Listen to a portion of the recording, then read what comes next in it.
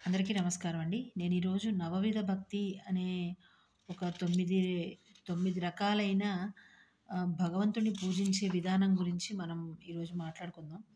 అదేంటంటే ఒకరోజు బాబాగారు అతని దగ్గరకొచ్చిన ఒక పెద్ద మనిషికి నవవిధ భక్తి గురించి చెప్తూ దాన్ని విశదీకరిస్తారనమాట. ఒక కథ ద్వారా అతనికి తెలియజేస్తారనమాట.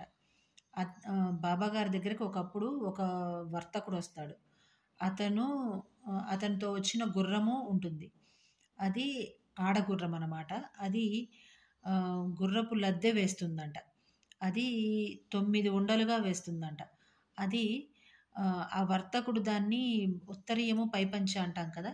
దాంతో అతను ఈ యొక్క గుర్రపు లద్దెని పోగు చేసుకుంటాడంట. దాని ద్వారా నీకేమర్థమైందని చెప్పని బాబాగారు ఈ అనంతరావు పాటేకర్ గారిని అడుగుతారనమాట. అదేంటంటే అతనికి ఏమర్థమైందో అతను చెప్తాడు. అదేంటంటే నవవిధ భక్తి అంటే శ్రవణము, కీర్తనము, స్మరణము, పాదసేవ, అర్చన, నమస్కారము, దాస్యము, సఖ్యత్వము, అలాగే ఆత్మ నివేదనము. ఈ 9 ఏదో ఒక దానిని మనము భక్తిగా చేయగలిగితే భగవంతుడు మన ఇంట్లోనే ఉంటాడు, సాక్షాత్కారం అవుతాడు. మన ఇంట్లోనే ఉంటూ మనము ఆయన్ని ఫీల్ అవుతాము. భగవంతుడిని మనము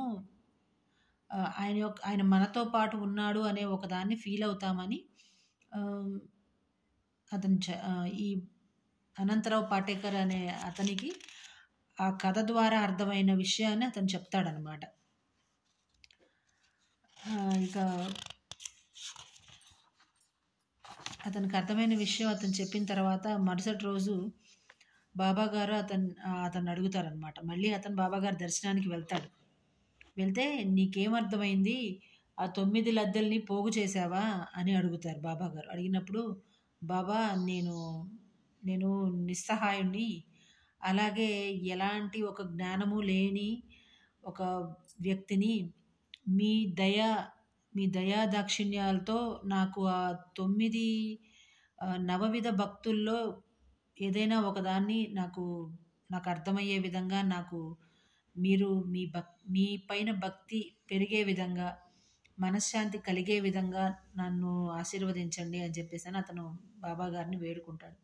అప్పుడు బాబాగారు ఏమంటారంటే, అతను ఏమని బాబాగారిని అడుగుతాడంటే,